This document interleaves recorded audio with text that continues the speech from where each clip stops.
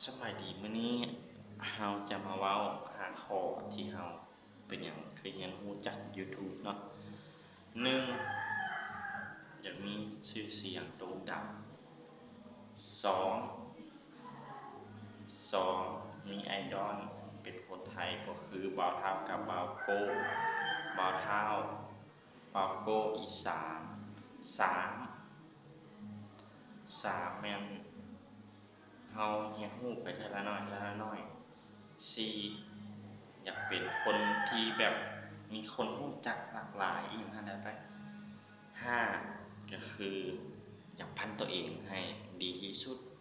จะลงคลิปไปเรื่อยๆเรื่อยๆฝากกดไลค์กดแชร์กดติดตามหน่อยเด้อ